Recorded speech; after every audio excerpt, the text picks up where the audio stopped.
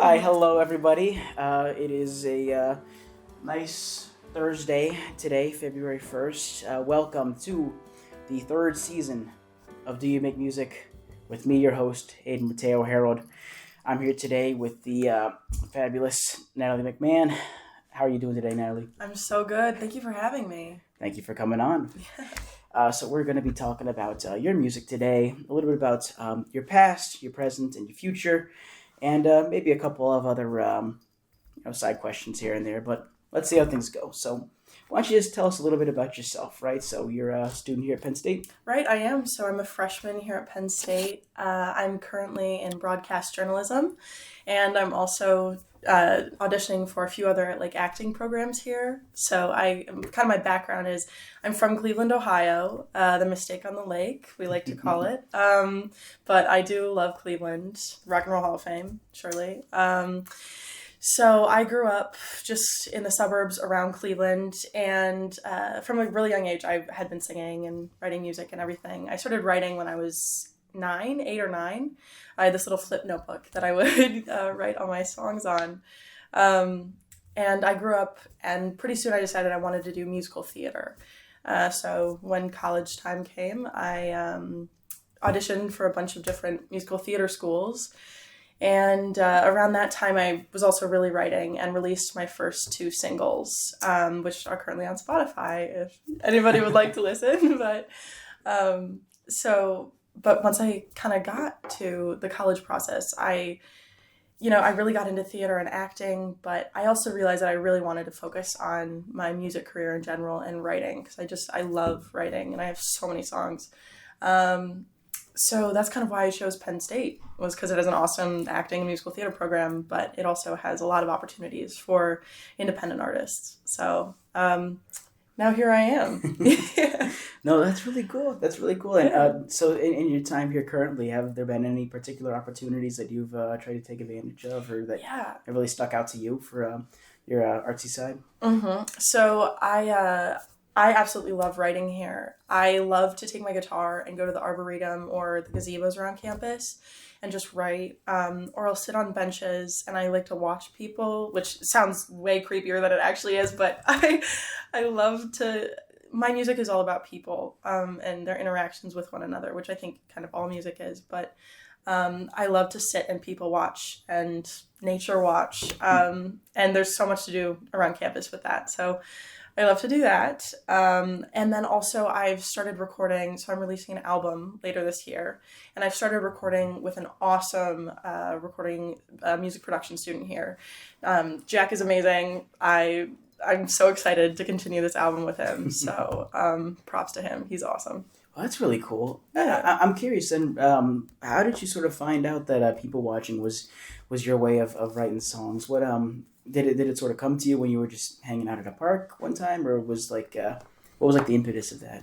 Yeah. I don't know if I used that word correctly, impetus. I don't know either, man. I'm just a musician, but let's see. I really liked. So when I was really young, I started writing music, and from a really young age, I would write it about other people. So other songs that I'd hear on the radio, I was 8. I had no idea what a relationship was, but I was writing heartbreak songs. Or I would, write stuff about my friends at school or people at school. And so I think I just always got it from that. And now all of my creativity and all of my songwriting processes kind of revolve around my emotions about other people. So I don't really know when the people watching started, but I would only really get my ideas when I'd be sitting on a bus or sitting in a park or taking my dog for a walk, and I would watch people. So I think that's kind of where it started. Huh. Then I'm wondering then, are there any artists that you kind of take influence from who have done something similar? Because I feel like I can't think of any right now, but I know there's definitely a handful of other singer-songwriters out there who have made a career out of writing about not just daily life, but also people, right? Yeah. Let's see. I really love. So some of my music you'll kind of hear, especially I have a TikTok that I post little snippets of all my original songs. I'm pretty influenced by Noah Kahan, Phoebe Bridgers, Lizzie McAlpine, And I think the three of them do a really awesome job of using these really beautiful descriptive words and this awesome imagery to really like depict the relationship between other people and themselves. So, you know, when I think about, especially Noah Kahn, I absolutely, I love him. And I get a lot of inspiration from his work. His lyrics are just so impactful, and you can really hear that he's definitely a watcher. He definitely watches other people, and he's definitely super, just involved, I think, with his writing process in that way. So, yeah. No, yeah, absolutely, absolutely. I'm curious then. What about for yourself then? How do you kind of combine that elements or those two aspects of watching other people and talking about them, but also putting yourself into your work as well? Because I know for some people there's like it's very different from person to person about putting your personality or at least your own views or your touch to it. Yeah. So writing for me is very personal. It is definitely, it's kind of like my therapy. I know that's so cliche and like every musician says it, but it really is. It's my way to kind of talk about my feelings in a way that maybe I'm not comfortable, you know, talking in the traditional sense, right? So, you know, when I have these feelings, negative or positive, about someone, I love to put it down on paper. Or I guess in my notes app on my phone. But yeah, so it's definitely from my perspective. It's my lens of the world, but it's kind of like you have your red glasses. I have my Natalie glasses, so I put those on and I can write about other people. Yeah, I definitely get that, especially the whole notes app thing. Yeah. I do poetry, and it's very much a like spur of the moment kind of thing. Absolutely. Or like the feeling hits, and you're like, okay, hang on, we got to get this down before we don't want to forget it, right? I've been in the middle of a conversation with someone, and I'm like, oh, I'm so sorry. Do you mind? I need to write this down. So I get it. Inspiration's inspiration. Absolutely. I'm curious then, how much time is there usually between like when you have like lyrics or an idea that you're willing to follow through with? How long do you think that usually takes between idea down on the notes app and then you start recording it or you start trying to put music to that? Oh yeah. So usually, yeah, my lyrics do come first. And I'm the kind of person where as soon as I get an idea, I have to work on it right then, or else it kind of fizzles out. So for me, I just kind of like, as soon as I get it, it happens late at night. I'm definitely a night owl. I have insomnia, so I'm up until like 3. And I'll just sit in my bed, and as soon as I get an idea, or as soon as I'm in that coffee shop, I'm like, shit, like I have to write this down. I'm like, I'm sorry, I have to go home. And so when I start writing it to when I put music to it is usually right away. Usually, you know, within 10 minutes, I have a song, which I love. So, yeah. That's really cool. That's really cool. Are there any in like particular that, are there any songs of yours that, that from your memory, like, sorry, the memory of writing them really sticks out to you? Oh my God, yeah. Let's see. That's actually such a good question. And they can be like it was the fastest one you took to write, or it was like the most impactful, or like, you know, any kind of front you want to take it from, any kind of angle. Yeah. No, I love that. Let's see. Well, my first ever single, Always Will Have a Special Place in My Heart. It's called Celestial Heartbreak. And I wrote it right after my first ever like serious relationship ended. And I remember, you know, it was one of those things where because I had done the breaking up, and it was like these really weird feelings that I'd never felt before. And I sat in my bed and I wrote, because I didn't know who else to talk to. I didn't know what else to say. And I just remember really once I got all those words out and then I put it to music, I just kind of sat there and was like, wow, I feel so much better. I should do this more. And yeah, so definitely Celestial Heartbreak, which is out on all streaming platforms. But that was for me really impactful. So I love that one. Yes, no, Celestial Heartbreak. I heard that one on Spotify. You have that one, and your second is yes, Like You. Yes, yes. When did these two singles come sorry, singles come out, may I ask? Yeah, so I was a junior in high school when I put out Celestial Heartbreak. I'd never been to a recording studio before, and so I found this awesome guy online, and I was like, yes, he's from this tiny little town called in Canfield, Ohio.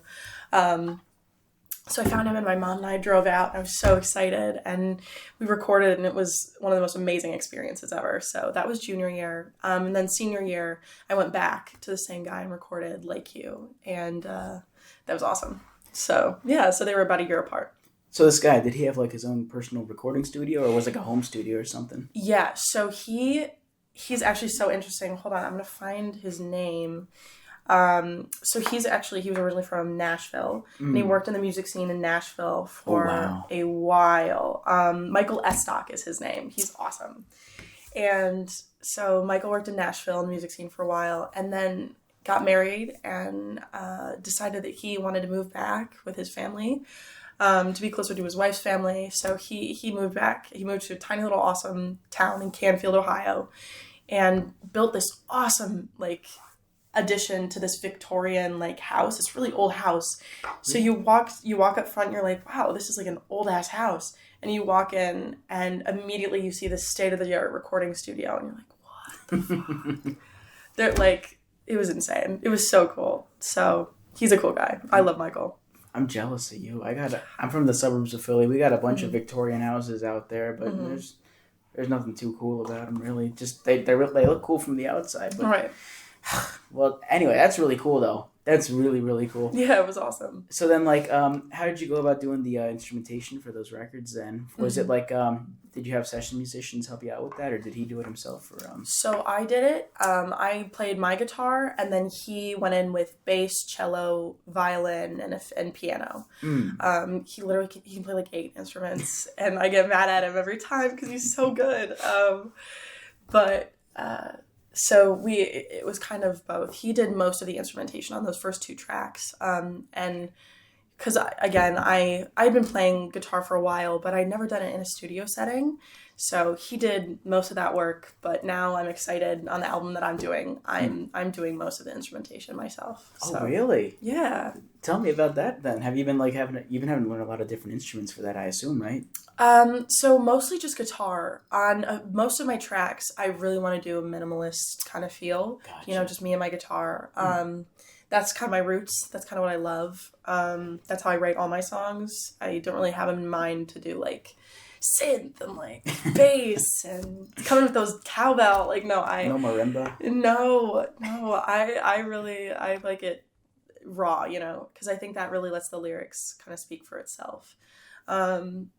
But yeah, I've been playing guitar for a while and I've gotten a lot better at it, and it sounded pretty good so far. So my fingers crossed. No, yeah. Well then, really quickly then, how has that recording experience been for you here in State College? Have you been finding any place in particular to get it done? Yeah, so I've been recording with Jack at the Roars recording studio.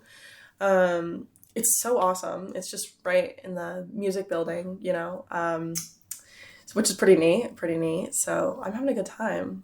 Yeah. Nice. So then really quickly, is there do you have a name for this album then yet? So not yet. I've been thinking about that so hard actually. I'm trying to work on it, but right now we'll see what happens closer to once I have all my songs recorded.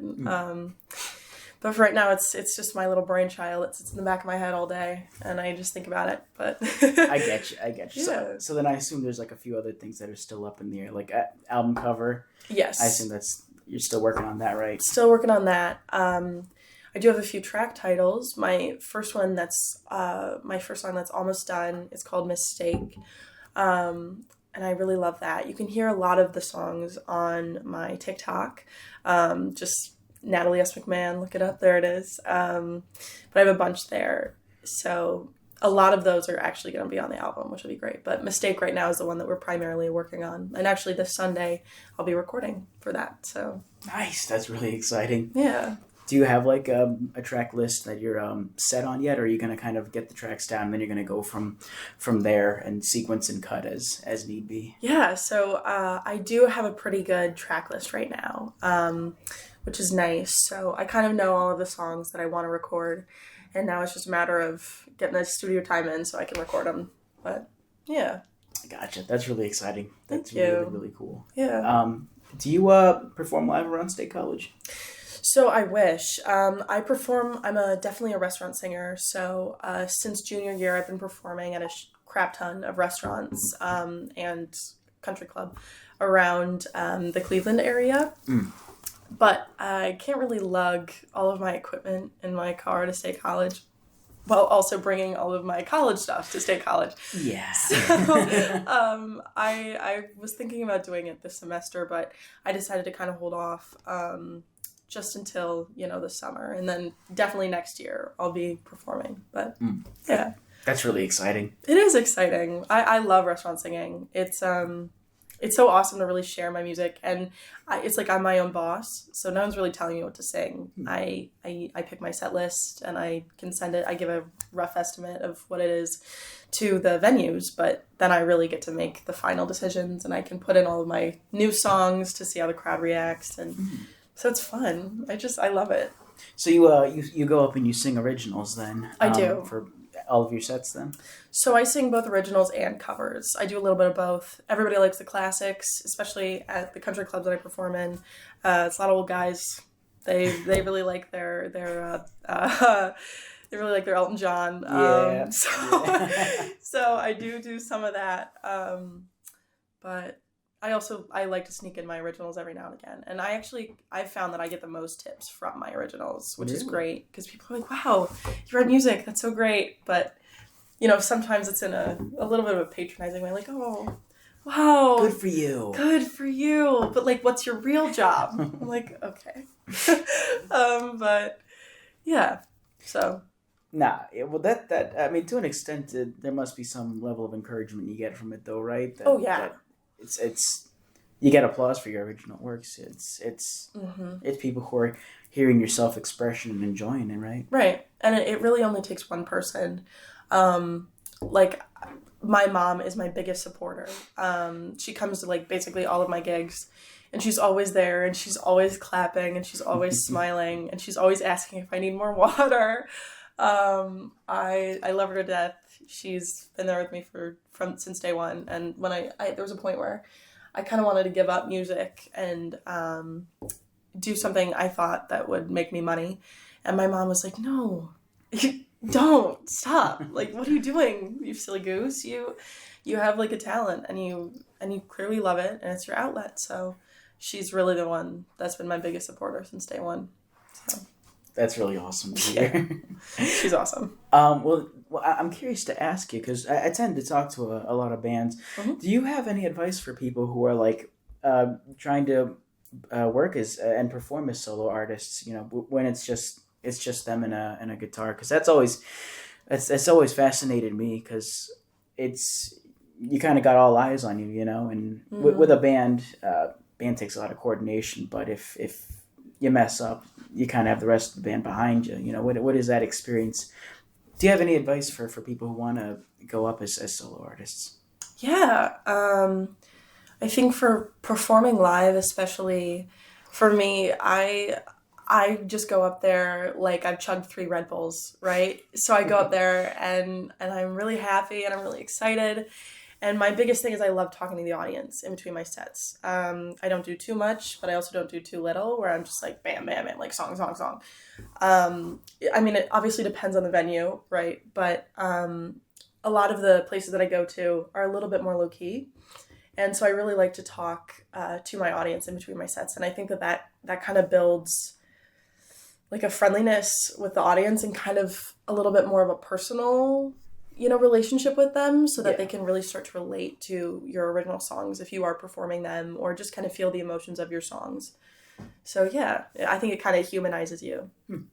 If I may ask, what was that kind of like for you, learning to build up that audience interaction? Because I've done a little bit of public speaking before, and I'm okay at it now, but there's still some times where it's just like, am I speaking to you right? Am I getting you down right? Is the energy there? Oh no, it's scary as shit. Yeah, it's so scary. Um, it's Yeah, I remember when my first ever gig, it was at this place called Smoke and Mary's in North Ridgeville, Ohio, which is now closed, and I'm so sad about it. But I literally performed there like every weekend. They were like my family, and I love them so much. Thank you, Smoke and Mary's. But my first ever show that I did, I was terrified. I was peeing my pants. I was so scared. And I remember just walking up there, and I was nervous. I was fumbling with, my chords, and I'm like, oh no, what if there's feedback? What's going to happen? And I remember just kind of looking out, and there were like 4 people in the restaurant at that point. There were like 4 people at the bar. And I'm like, like, screw it. I'm going to have fun. And, as the night progressed, I just started to loosen up, and I was like, wow, I'm actually having a lot of fun with this. And I was talking to the audience, and because there's like 4 people there, so might as well. So I'm like, hey, green shirt, any song requests? And he's like, yeah, like play Take Me Home Country Roads. I'm like, I got you. And that was such a fun night. So yeah, it was so scary, but pretty early on, I kind of realized how kind of important it was to loosen yourself up, and part of that for me is talking to the audience. So yeah, it was scary. Yeah. No, I got you. Well, hey, that's really cool to hear that you were able to, push past that, and you're are you at a level that you consider to be good now, or do you think you're gonna get better, or do you think there's room to improve in some areas? Oh, I think there's always room for improvement. I'm not gonna come on here and be like, I am the perfect restaurant singer. I don't need any help. Like, no, I'm always gonna want to grow, and I think it's always a learning experience, and where you are, because there's always no 2 restaurants are ever the same, right? You go in, there's not going to be the same amount of people. There's not going to be the same kinds of people at every place. So it's always a new experience, I remember there was one time, I forget, it was around a holiday, and I was performing, and it was the first time that I performed in front of really intoxicated people. And I was like, this is the most fun I've ever had at a set. I was so nervous, and they were so drunk, and they were so nice. And I was like, wow. So yeah, I forget where I was going with that. No, that's really cool. That's really cool. Yeah. The intoxicated people. It's always sometimes it can just go really well, right? Right. It's just fun. Yeah, it was great. I'm wondering then, do you still get pangs of like nervousness or fear before you go up? Absolutely. Yeah. It's definitely subsided a little bit to the point where it's okay, and I can get up and start setting up all of my equipment and really not feel nerves. But it's really when I go to sit down on my stool, and after I've plugged in everything, and they, at a certain point, there's usually music playing. So when I give them the signal, the staff will turn off the music, so it gets a little quiet. And right at that moment, before I'm about to give my welcome speech, it's pretty nerve-wracking to like look out, and all these people are kind of waiting for what's gonna happen. Look at this, the teenager up on stage. But yeah, so I do still get a little nervous. Nah, yeah, it's perfectly natural, Yeah. People tell me I'm a good public speaker, and I'm like, really? No way, I blacked out that entire time. I could feel my heart in my chest before I went up. What are you talking about? Oh, that's great. I don't know a single word I said. No. But yeah, okay. So then, before we get into our wrap-up section, I'm going to take us into one of my favorite sections personally, and this is where we get our gutterball questions. Awesome. All right, Gus's gutterball questions.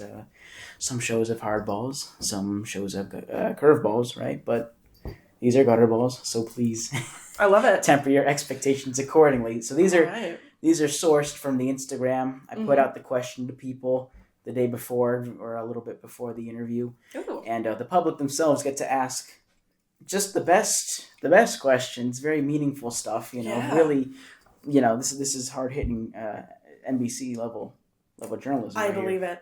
So our first question today is Do you think you would win in a fight against a room full of rats or a room full of bats? Wow. All right, I think that they phrase this really weird. I think they mean to ask which one do you prefer to fight. Okay. That is a really good question. I feel like if I had a tennis racket, I could really mess up some bats. I think it'd be. I played softball for a while, and I also boxed. So I could definitely hold my own in a room full of bats. But also I think I could do rats. I wouldn't really want to hurt the rats, you know? They're too close to like chipmunks and squirrels and stuff. I don't know. I couldn't really look them in the eye, but No. bats I could mess up. I like Ratatouille too much to go for the rats. No, right, because Remy. Wouldn't the bats be easier because they're like frailer? Like if they surround you, you could like fall down and So true. roll, right? Yeah. Or just like turn on a light. I feel like if you turn on a light, do they not like that? I feel like I think we're thinking this is like arena style, so they're coming for you to begin with. okay. They're bloodlusty.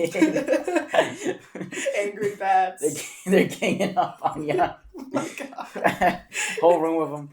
Yeah, okay. I'm glad we agree on the whole Good. bats thing. Bats. They seem frailer to me. Mm-hmm. Oh, okay. Here's an interesting one. Okay. What's your toxic trait? What is my toxic trait? Oh, that's a good question. My toxic trait is probably that. Okay.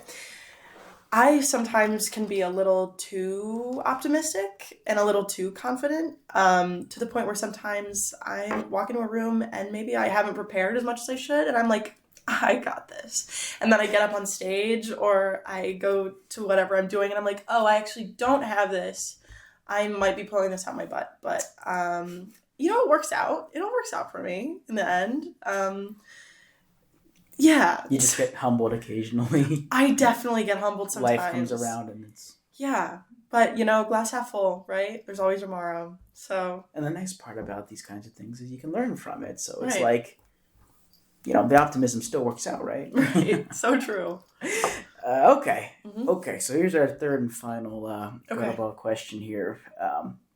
This is an interesting one since we're coming out of COVID, and so I don't know. Mm-hmm. But what is the worst concert you've ever been to?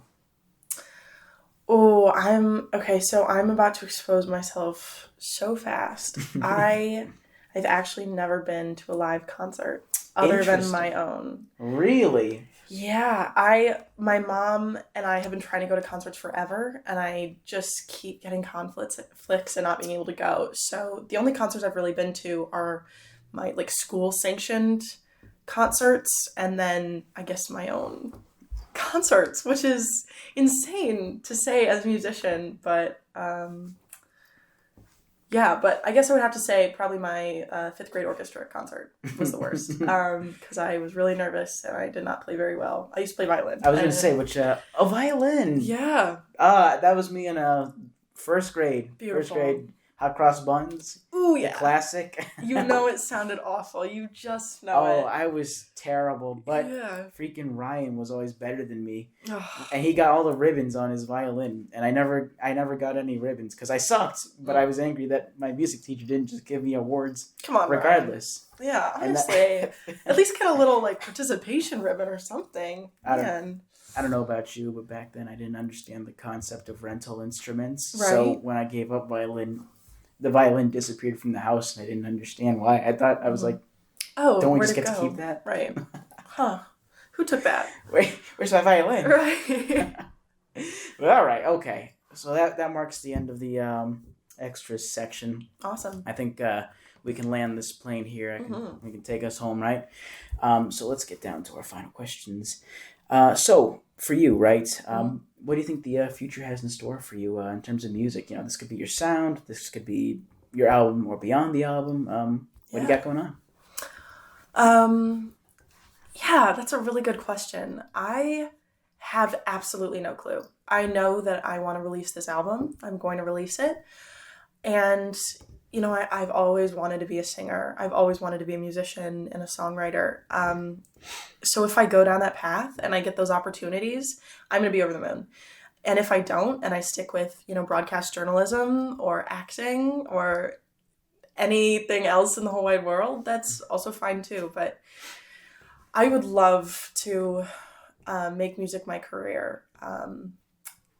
Yeah, but what's for sure is I'm definitely going to keep writing music. I'm definitely going to keep putting it out on my socials.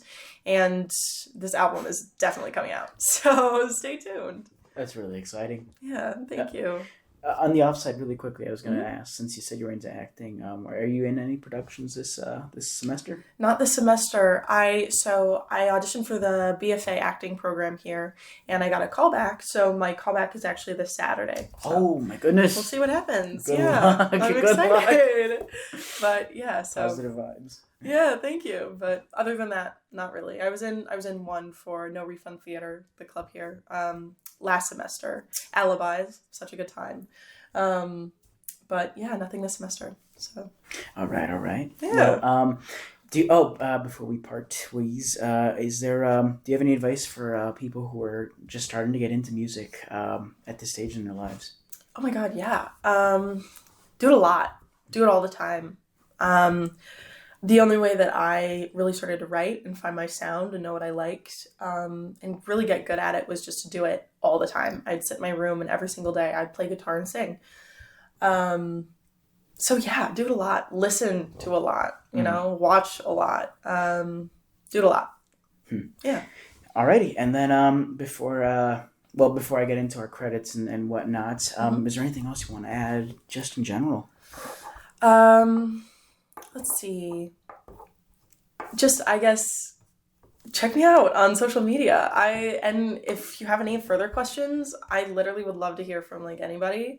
So please message me, I'd love to talk. And then also I am in an a cappella group here that I want to give a quick shout out to. It's called Shades of Blue. And we are super cool. Check us out on TikTok. We have 150,000 followers. Yeah. So that's it. I was gonna ask, is there anybody else in particular you want to shout out? Yeah. Okay. I would like to shout out my mother, Miss Rebecca McMahon, because she is literally my biggest supporter in the whole wide world. Yeah, and then also Jack Odell from the music production here at Penn State. He's literally insane. He's helping me produce my album, so what a guy. And yeah, my Shades of Blue family. They're so cool. I love them to death. I love Shades of Blue. And yeah, that's that. Oh, and my choir teacher. My high school choir teacher is awesome. Thanks, Mr. Mock. All right. So where can we find you on social media? Yeah, so all my social handles are the same. It's just Natalie S. McMahon. McMahon is spelled real Irish, so you may have some trouble with that, but it's just Natalie S. MCMAHON. So please check me out, especially my TikTok. That's where I have all my original stuff. So thank you. Very cool. Yeah. And so for all of y'all listening at home, I want to say thank you very much for listening into the first episode of this season. I hope you're having a good day, a good afternoon, or a good night. Keep in tune, keep in touch. You can find the podcast, ask questions for the Gutter Balls, or just stay in touch with me or anything at all at Ayden's Portfolio on Instagram. That's AYDENS Portfolio on Instagram. If you are an artist listening and you would like to apply to the show, you can find my form there and all relevant links. Thank you so much. As always, have a great day. And I want to say bye, Nat. Bye. Thank you. Bye.